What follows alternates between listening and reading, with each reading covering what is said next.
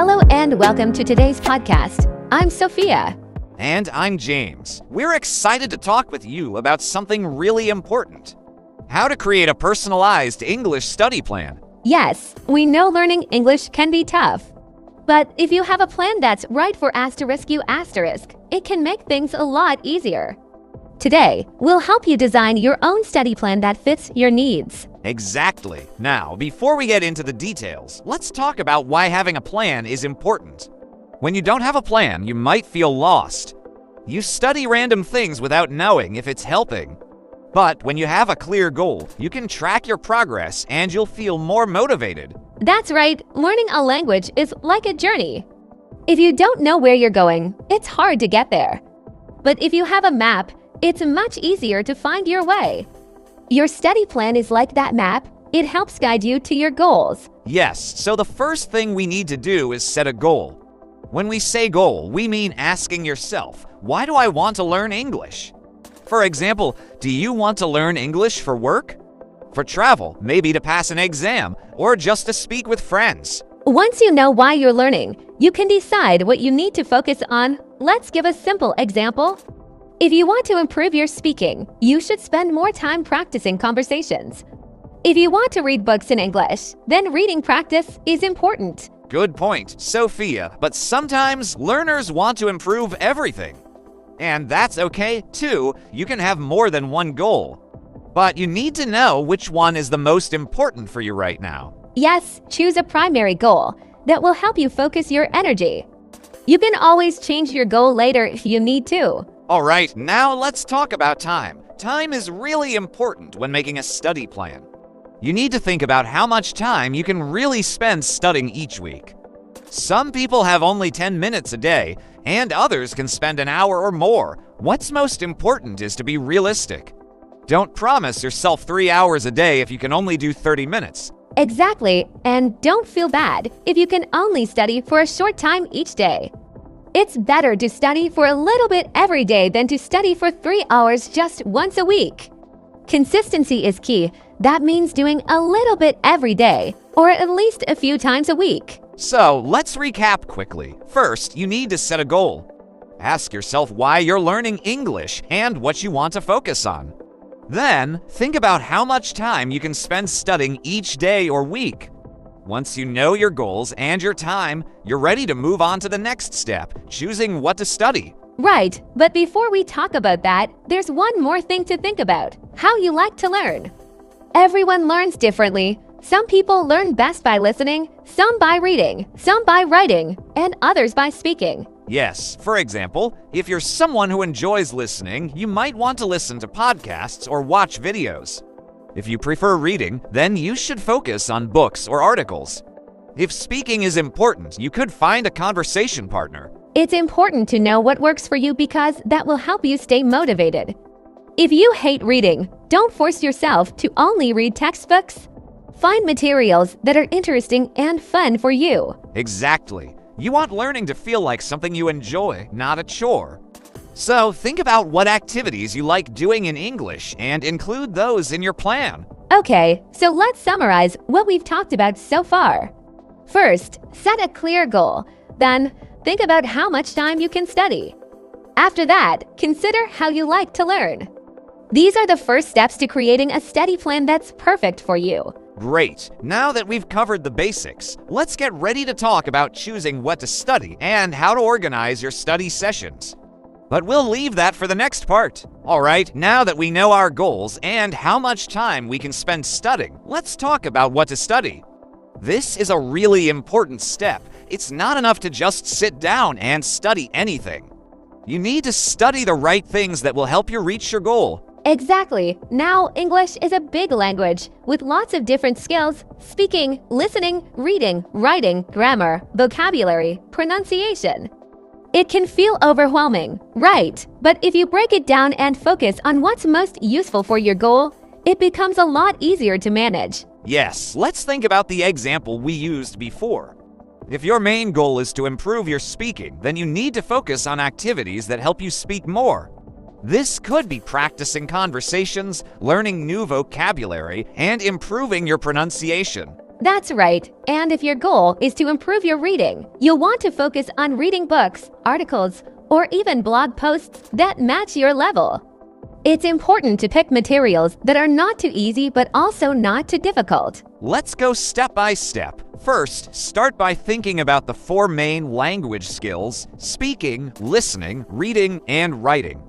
You don't have to work on all of them at the same time, but it's good to know which ones you want to focus on most. For example, let's say you want to improve your speaking and listening. These 2 skills usually go together because speaking involves listening to conversations and responding. Yes, if you focus on speaking, you'll also get a lot of listening practice because when you speak with someone, you have to understand what they're saying. So, if you like listening to podcasts, for example, that's already good practice for speaking, too, since you're hearing how people actually talk in real life. Exactly. And if you want to improve your reading, it's a good idea to choose books, blogs, or articles that are a little bit challenging, but not too hard. You don't want to feel frustrated when you're reading, but you should also learn new words and sentence structures. Yes, and one more thing, don't be afraid to reread things. Sometimes people think they need to read something new every time they study. But reading the same article or book chapter again can help you remember vocabulary and understand it better.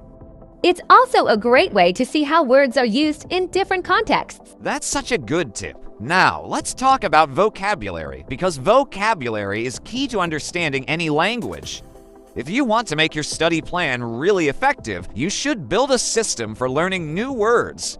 How do you usually recommend people learn vocabulary, Sophia? I always suggest using a vocabulary notebook or an app. Writing down new words helps you remember them better. But don't just write the definition, an example sentence, and maybe even a translation in your language if you need it.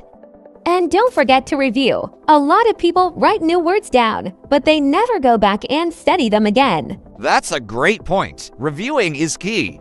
You can use flashcards or apps like Anki or Quizlet to help you remember the words. And you can organize them by topic or by how difficult they are for you. But remember, it's not enough to just know a word, you have to practice using it, too. Yes, you should try to use new words in sentences, conversations, or even in writing. The more you use a word, the more natural it becomes. And speaking of using new words, practicing with a conversation partner or a language exchange is a great way to do that. Absolutely. Now, what about grammar? A lot of learners get stuck on grammar because it can be confusing. Should people spend a lot of time studying grammar rules, or is there a better way? Grammar is tricky. While it's important to understand basic grammar, I don't think learners need to focus too much on it, especially in the beginning. It's better to learn grammar naturally by reading and listening. When you hear or read a sentence, you're also learning the grammar without even realizing it. Later, you can go back and study the rules. That's a really good point. I agree. The more you expose yourself to English through listening and reading, the more grammar you'll pick up. But if you find a specific grammar point difficult, like past tenses or conditionals, it can help to spend some time reviewing and practicing with exercises. Exactly. And remember, the goal is communication. You don't need perfect grammar to be understood. Focus on getting your message across first. You can always improve your grammar later. What's important is that you're practicing and communicating. Right, and here's another thing. Don't be afraid to make mistakes.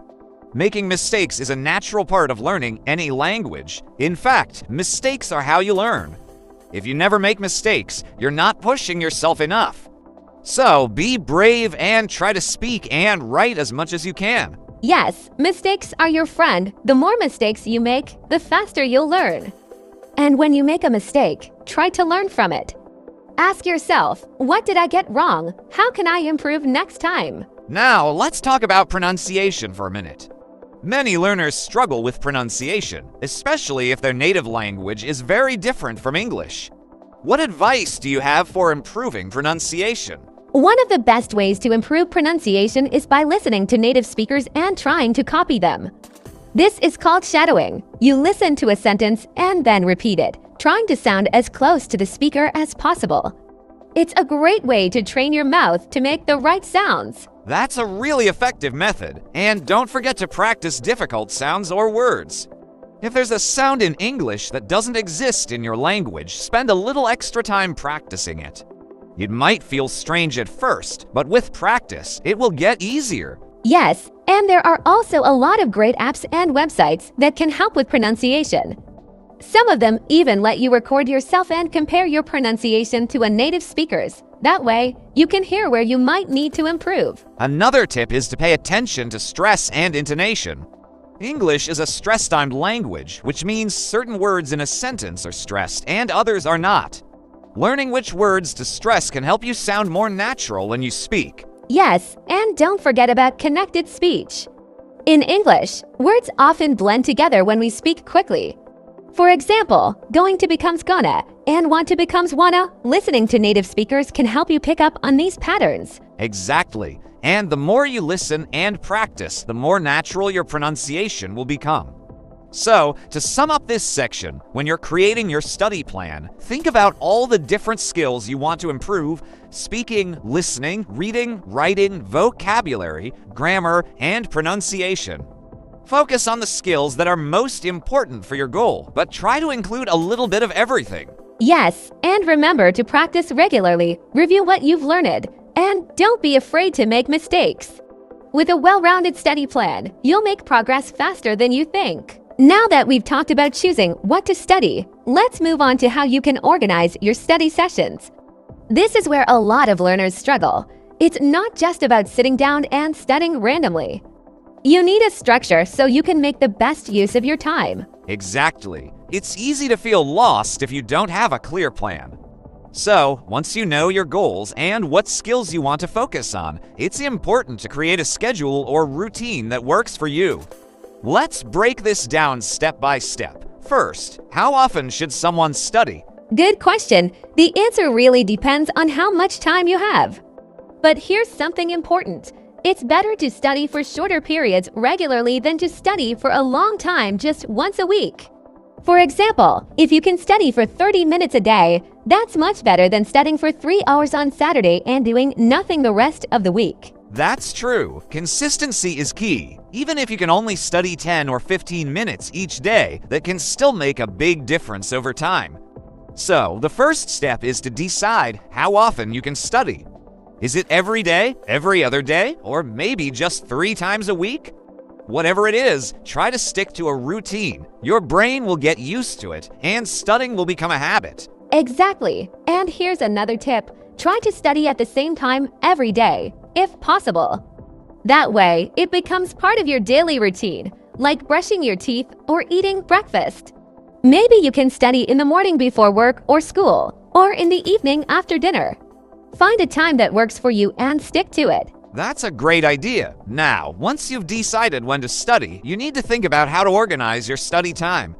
For example, let's say you have 30 minutes to study each day. How should you spend that time? Should you do one thing for 30 minutes or split it up into smaller chunks? I usually recommend splitting your study time into different activities. For example, if you have 30 minutes, you could spend 10 minutes practicing vocabulary, 10 minutes on listening or reading, and 10 minutes on speaking or writing. This way, you're working on different skills each day, and it keeps things interesting. Yes, it's good to mix things up. If you spend all your time on just one skill, you might get bored or frustrated. But if you switch between different skills, it makes studying more enjoyable, and you're also improving in different areas. Plus, it helps keep your brain engaged. Exactly. You can even change the activities depending on how you feel that day. If you're feeling tired, maybe you want to focus on listening or reading, which are more passive. But if you're feeling energized, you could do some speaking practice or write a short paragraph in English. That's a great point. Being flexible is important. Some days you might not feel like studying at all, and that's okay too.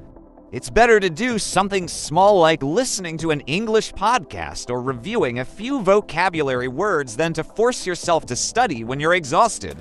The key is to keep going, even if it's just a little bit. Yes, even listening to music in English or watching a short video can help on days when you don't have the energy for a full study session. Every little bit counts, as long as you're consistent. Another thing to think about is the type of materials you use for studying. It's important to use a mix of different materials so that you're learning in different ways. For example, you could use textbooks, but also podcasts, videos, apps, or even games. What do you think, Sophia? I agree. Using a variety of materials keeps things interesting and helps you learn faster. For example, if you're practicing reading, don't just read textbooks. Try reading news articles, blogs, or even social media posts. And if you're working on listening, mix it up with podcasts, movies, or TV shows in English. The more variety, the better. Exactly. And don't be afraid to use materials that are a little bit above your current level. This is called I+1, which means you should study things that are just a bit harder than what you already know. That way, you're always challenging yourself and learning new things. Yes, that's a great point. If you only study things that are too easy, you won't improve as quickly. But if something is too hard, you might feel discouraged, so it's important to find that balance.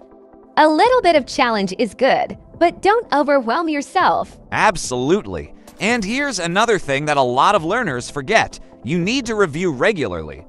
It's easy to forget what you've learned if you don't review it. For example, if you learn 10 new vocabulary words this week, make sure to review them next week and the week after.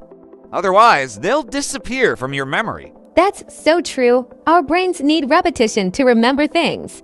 You can use flashcards, apps, or even just go over your notes to make sure you're reviewing what you've learned.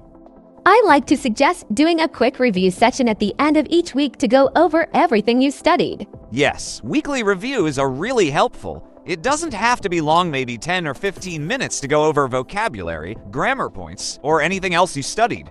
And another good tip is to review in different ways. For example, if you learn a new vocabulary, you could try writing sentences with the words or using them in a conversation. Exactly. The more you use what you've learned, the more it will stick in your mind. And if you review in different ways like writing, speaking, or listening, you'll have a deeper understanding of the language. Speaking of deeper understanding, let's talk about immersion for a moment. Immersion means surrounding yourself with English as much as possible. You don't have to live in an English-speaking country to immerse yourself in the language. There are many ways to do it from home. What are some of your favorite ways to create immersion, Sophia? One of the easiest ways is to change the language on your phone or computer to English. This way, you're seeing English every day, even when you're not studying. You can also follow English-speaking accounts on social media, watch YouTube videos in English, or listen to music and podcasts. Those are great ideas. Another tip is to talk to yourself in English. It might feel a little strange at first, but it's a really effective way to practice speaking. For example, you can describe what you're doing, like I'm making breakfast, or I'm going to the store. It helps you think in English, which is really important. Yes, talking to yourself in English is such a good practice. And if you want to take it a step further, you can try keeping a journal in English. It doesn't have to be long, just write a few sentences each day about what you did or how you feel. It's a great way to practice writing and thinking in English at the same time. That's a great idea. Plus, it's fun to look back at your journal and see how much you've improved over time. Another way to immerse yourself is to find a language exchange partner. You can practice speaking with someone who is learning your language, and you help each other. It's a win-win. Yes, language exchanges are a fantastic way to practice speaking. You can find partners online through language exchange websites or apps, and it's usually free. Plus, you get the chance to make new friends and learn about different cultures, which is an added bonus. Exactly. And if you're feeling shy about speaking with a partner, remember that they're probably nervous too. Everyone is learning, and no one expects you to be perfect. The important thing is to practice and improve little by little. Yes, the more you practice, the more confident you'll become. And confidence is key to language learning. When you believe in yourself, you're more likely to take risks and try new things, which will help you improve faster. Absolutely. So, to summarize this section, organize your study time by setting a regular schedule, use a variety of materials, review what you've learned, and try to immerse yourself in English as much as possible. And most importantly, be patient and keep going, even when it feels difficult. Now that we've talked about setting goals, choosing what to study, and organizing your study sessions, let's focus on something really important: how to stay motivated. Learning a language takes time, and sometimes it can feel like you're not making progress. This is one of the biggest challenges for learners. What do you think, James? How can people stay motivated? Motivation is definitely a big challenge. When you start learning English, you're usually really excited and eager to learn. But after a few weeks or months, the excitement can start to fade, especially if you don't see fast progress. The key is to stay patient and keep going, even when it feels tough. One of the best ways to stay motivated is to remind yourself why you started learning in the first place. Yes, that's such a good point. Going back to your why can really help when you're feeling frustrated. Maybe you're learning English to get a better job, to travel more easily, or to connect with people from different countries. Whatever your reason, write it down and keep it somewhere you can see it every day. It will remind you of your goal and keep you focused. Absolutely. And another thing that really helps is to celebrate your progress, no matter how small it is. It's easy to get discouraged if you're only focusing on what you don't know yet. But if you look back at what you've already learned, you'll see that you've made more progress than you think. For example, maybe a few months ago you didn't know how to introduce yourself in English, but now you can have basic conversations. That's a huge achievement. Exactly. Small victories are important. Language learning is a journey, and every step forward is progress. One way to keep track of your progress is to keep a journal of what you've learned. Every week, write down a few things you've improved on. This could be new vocabulary, a grammar point you finally understood, or even a conversation you had in English. When you look back, you'll see that you're constantly getting better. That's a great tip. I also think it's important to reward yourself when you reach a goal. For example, if you finish a book in English or complete a series of lessons, treat yourself to something you enjoy. It could be a nice meal, watching a movie you've been wanting to see, or even taking a day off to relax.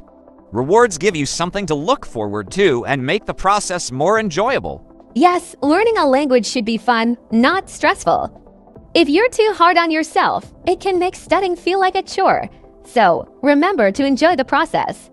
Watch movies or TV shows you love, listen to music, or even play games in English. When you're having fun, you're more likely to stick with it. Absolutely. And speaking of fun, let's talk about how important it is to connect with other learners or native speakers. Learning a language on your own can feel isolating sometimes. But if you find a community of people who are also learning, it can really boost your motivation. You can join online forums, social media groups, or even in-person language meetups. Yes, connecting with others is such a great way to stay motivated. When you see that other people are going through the same challenges as you, it makes you feel less alone. Plus, you can share tips, ask for advice, and celebrate each other's progress. If you can find a study buddy or a group to practice with, that's even better. Exactly. And don't forget, language is about communication. The more you practice speaking and interacting with others, the more confident you'll become. And confidence is one of the biggest motivators. When you feel good about your abilities, you'll want to keep learning and improving. Definitely. And here's another tip. Try to switch up your learning methods every now and then to keep things interesting. If you've been focusing a lot on grammar, take a break and watch a TV show or listen to a podcast in English. If you've been doing a lot of listening practice, try writing a short story or an essay. Changing things up can prevent you from feeling bored or stuck. Yes, variety is so important. It keeps your brain engaged and makes studying feel fresh. You can also set small, short-term goals to keep yourself on track. For example, maybe you want to learn 10 new vocabulary words this week or finish reading an article. Small goals like this can help you feel accomplished and keep you motivated. Exactly. And don't forget about the power of routine. We talked earlier about having a consistent study schedule, but it's also important to make that routine as enjoyable as possible. For example, create a study space that you like. Maybe you have a favorite chair or a spot by the window where you feel comfortable. You could even light a candle, make some tea, or play soft music in the background while you study. The more pleasant your environment is, the more you'll look forward to studying. That's a great tip. Your environment can really make a difference. And if you're someone who struggles with staying focused, you could try using a timer. Set a timer for 20 or 30 minutes and focus completely during that time. After the timer goes off, take a short break. This method, called the Pomodoro technique, can help you stay focused and prevent burnout. Yes, short, focused study sessions are often more effective than long, unfocused ones. And during your breaks, try to do something relaxing or fun. Maybe take a walk, stretch, or listen to music. The key is to recharge so that you're ready to focus again when you return to studying. Absolutely. And here's another tip for staying motivated. Don't compare yourself to others. It's easy to look at someone else who's learning faster or seems more advanced and feel discouraged. But everyone's learning journey is different. Focus on your own progress and celebrate how far you've come. Yes, that's really important. Comparing yourself to others can take away your motivation. Remember, learning a language is not a race. It's about improving at your own pace and enjoying the process. As long as you're making progress, even if it's slow, you're doing great. Exactly. And if you ever feel stuck or unmotivated, it's okay to take a break. Sometimes stepping away for a day or two can help you come back feeling refreshed and ready to learn again. Just make sure you don't give up completely. Consistency is key, but it's also important to be kind to yourself. Yes, be kind to yourself. Language learning can be challenging, but it's also incredibly rewarding. Think about all the opportunities that will open up for you once you've improved your English. You'll be able to communicate with more people, understand different cultures, and maybe even travel or work abroad. That's a great way to stay motivated. Focus on the benefits and the exciting opportunities that come with learning English. It's not just about studying, it's about using the language to connect with others and experience the world in new ways. Exactly. So to summarize everything we've talked about today, start by setting clear, realistic goals. Then choose the skills you want to focus on and create a study routine that works for you. Use a variety of materials, review what you've learned, and immerse yourself in English as much as possible. And most importantly, stay patient and motivated by celebrating your progress and connecting with other learners. Yes, and don't forget to enjoy the process. Learning a language is a journey, and it's okay to make mistakes and take things one step at a time. You're doing great just by taking the time to study and improve. We hope this podcast has helped you think about how to create a personalized English study plan. Remember, everyone's journey is different, and what works for one person might not work for another. The most important thing is to find a method that works for you and to keep going, even when it feels tough. Exactly. And if you enjoyed this podcast, don't forget to subscribe to our channel and share it with your family and friends. We have more great content to help you on your English learning journey, so stay tuned for future episodes. Thanks so much for joining us today. Keep practicing, stay motivated, and remember that progress is progress, no matter how small. Good luck with your English study plan. Take care, and we'll see you next time. Goodbye. Goodbye.